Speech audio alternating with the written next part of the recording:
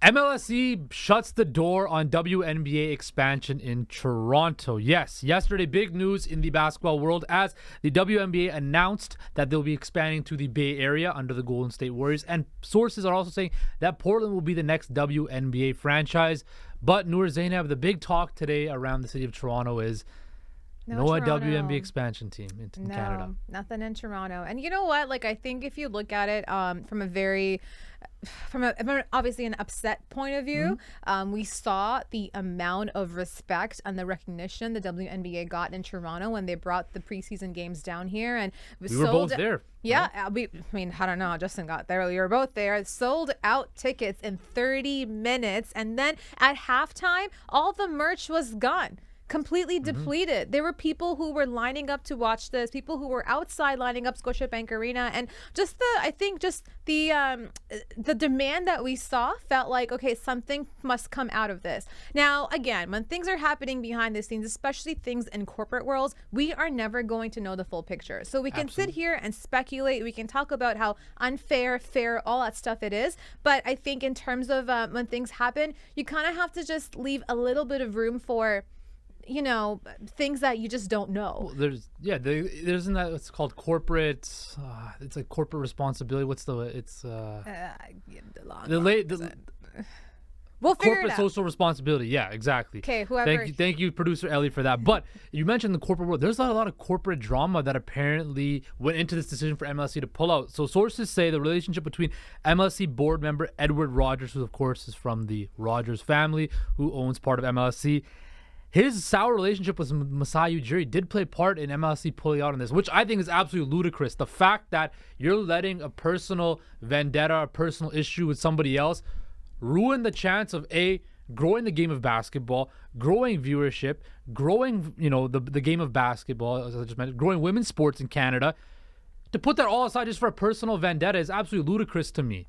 I think Ed Rogers has always had, it's not just Masai he's had an issue with. There's been bickering. There's been an internal feuding and beef between Ed Rogers and the other, heads of CEOs, other executives and everything. So this is nothing new. It's just recently Ed Rogers, I think, has wanted more ownership of his teams, and while they might be his teams, his vision is just not up to par whatsoever. And you're right, I think there's been a little bit of murmurs going around now. I'm sorry if I'm spreading rumors and gossiping, but I think he's actually even wanted Masai out for a little bit, for a long time. And on it, I think Ed Rogers is the easiest person to blame here, not just because of everything over there, but because I pay you $150 a month in my cell phone bill. It's not just me. Most Canadians, our cell phone bills compared to the rest of the world are absolutely abysmal. Look at the States. If I'm going to Europe, I'm going to buy their SIM card.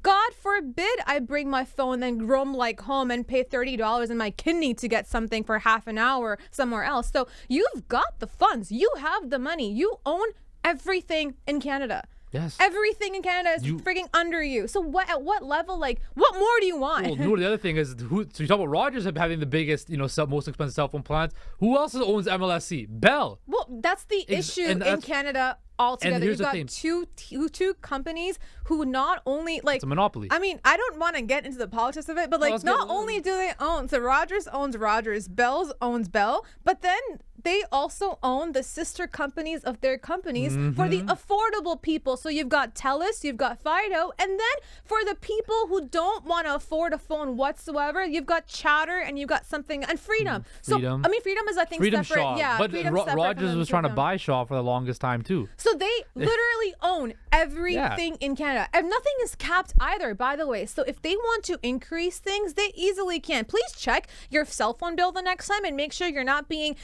given the wrong Read the fine print. Yeah, look at every single fee. Because I promise you, at least twice a year, I'm looking at my bill and I'm like, that's wrong. That's not true. I just got bamboozled, harassed, put aside. So I mean, this was my excuse to talk about Ed Rogers, and Ed Rogers... Jesus. Well, the other thing is they also control the networks that broadcast the basketball games, the news, everything. But also, Sarah Spain also tweeted out yesterday. You'll never get a job. By the way. Obviously not. We're never gonna. Rogers and Bell are not gonna hire you and I. But that's fine. We're here to talk the truth and spit the truth and all of that stuff. But Sarah Spain also tweeted out that another big thing for MLSE was the WNBA wanted games at Scotiabank Arena, which, funny enough, is actually named October's very own arena Oh my today goodness, in honor don't of even Drake's get new me. concerts. But so they wanted games at Scotiabank Arena. MLS was very hesitant because the majority of the season is during the summertime, which is when concerts are going on. And I think that's a load of crap because you can make dates work. It's very simple. There's busy buildings across all of North America. You could still make it work, right? What it comes down, and even the expansion fee of $50 million.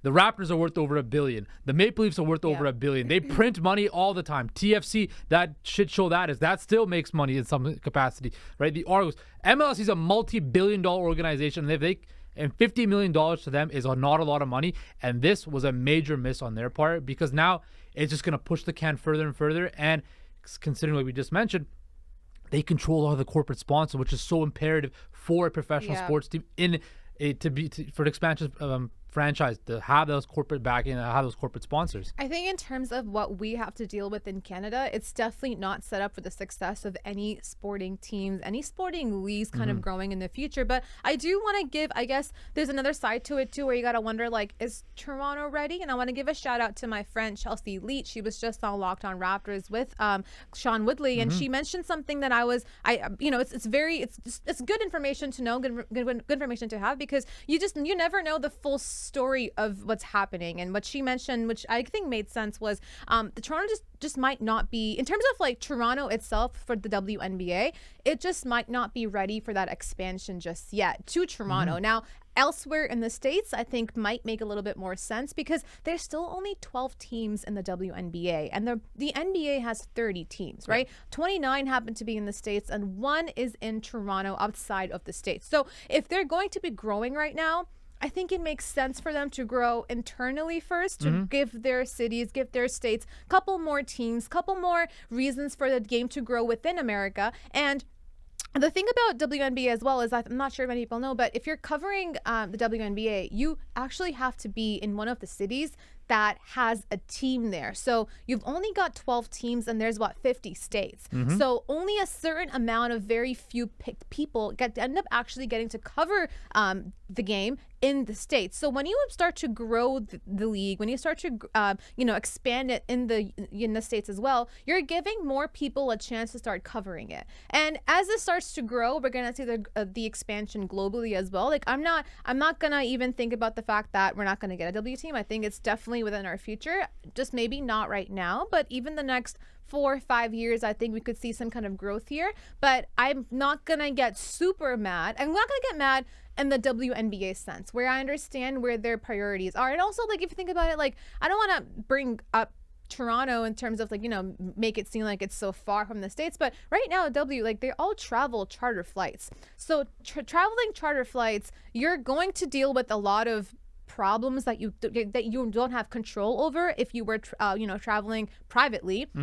And factored with that too, now you got to add in the customs aspect. Now you're going to be staying at the airport a little bit longer. So if your flight's running late, if you're behind, whatever the case might be, there's a chance of you not being able to make these games. Absolutely. And that's what's different. So, and I think, like, once the CBA changes, I think it's supposed to change next year, 2025, then we could see the growth from the charter flights and go into the more of a private thing. But right now, just in terms of, I guess, logistics and convenient, it just might not make sense for a team to be in Toronto. So shout out Chelsea Lead. I really appreciate that. That's a great point, actually, you brought up, because yes, the revenues and all that is growing in the WNBA, but it's still building a phase, right? And you just think when you want to, and moving, like you mentioned, moving to a different country, that brings a whole lot of other logistical challenges. There's also the Canadian dollar aspect of it. So I agree with you. I think it's inevitable that the WNBA will come to Toronto, whether it's the next couple of years or the next 4 or 5 years. It will be here. It just makes too much sense. Now, what doesn't make sense to a lot of Raptor fans maybe is Fred VanVleet. Apparently, leadership was in question with him a whole lot last year and how he got along with his teammates in the Raptors locker room. But apparently, according to this clip right here, he's fitting in just perfectly fine in a giving mood with his Houston Rocket teammates. See what I got, man.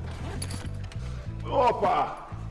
For the journey ahead, one step at a time. Ooh! We got the Theragut. Fred got good in IL. What? Oh, this is kind of clutch. I'm not gonna lie. Ooh, some smart goggles. Double smart. Double smart. Double guys for double smart. That's sick. Ready, bougie. Chop wood, carry water. Great book. Hey man, I needed some of these. I forgot my headphones for the trip. Ooh, nice. I'm gonna throw these on right now. Appreciate you, man. Fleet.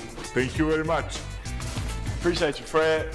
Shout out to Fred, man. Appreciate the gifts. Crocs? Oh.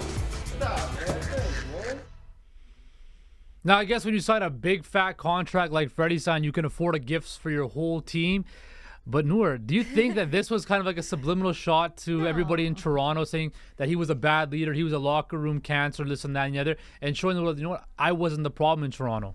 I don't know what that means. I don't know if he did it for a different reason. I don't know if it was done because he wanted to do it. I don't know what the case might be. But I think the discourse has been super funny amongst Rocket fans because I've just been seeing them being like, yes, that's what we needed. Because, you know, we heard about James Harden being, when he was in talks to go to the Houston Rockets, the reason why I think they switched their avenue from him to Fred VanVleet was just because he had told Ime Udoka that he wants to win the scoring title, and they noticed now, that Ime did come out and say that he did kind of defend James Harden a little bit and said Fred was a better fit, but I do kind of agree with you. Can I finish I my just want to point? clarify. Oh my God, I'm gonna continue one more time. So Ime Udoka, when he was speaking to James Harden told him that I want to win the scoring title, and then when you hear that coming from the guy who was supposed to be your main point guard, was supposed to facilitate the ball amongst the young guys, because let's face it, the Rockets are supposed to be a young organization with guys who are building, budding, developing, and putting the keys in the hands of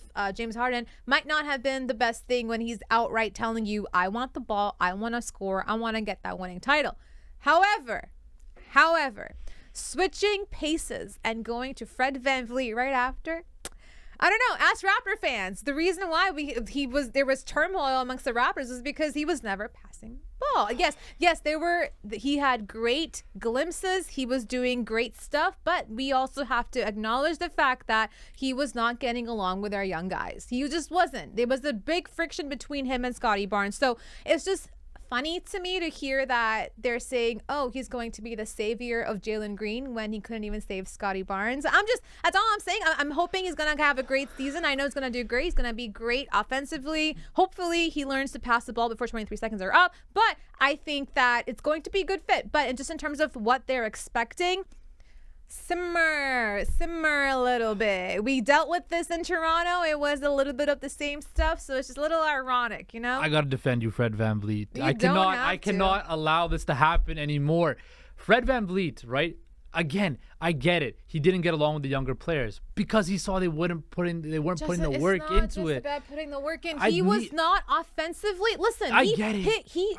Fred VanVleet is a bona fide shooter. He is a champion. He is the guy who bets on himself. Yes. He's undrafted too. You know, he is who he is. Yes. But there's a real thing here where his preferred position, which it wasn't his preferred position, his best position was as a shooting guard. It was not as a point guard, because when he was a point guard, unfortunately, we saw the ball stagnant and just kind of sit there for a lot of it. Yes, that changed a little bit when Jakob Poeltl came on, because our best production offensively was a pick and roll between Jakob and Fred VanVleet. But that is kind of how basketball's supposed to work. You're supposed to make your little guy work with the big guy and put the ball in the hoop together. So that was the easiest thing he could have done. Now, in terms of passing the ball, you cannot tell me, watching the Raptors over the course of the last 2-3 years, that you were not ripping your hair out when he's holding the ball. The time says 23 seconds, 3 seconds left on the shot clock, and he's just now thinking, okay, I gotta pass it. Or he takes a half-court shot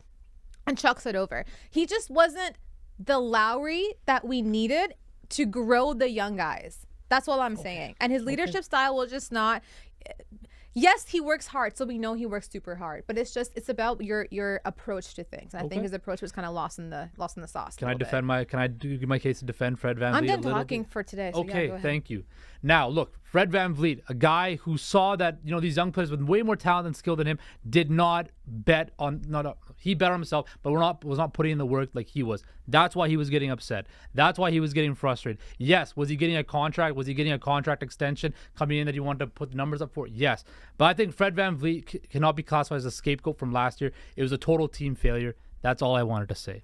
Well, Noor and me are going to take a break for the long weekend. Have a happy Thanksgiving, everybody, and we will see you all next week on Hoop Talks.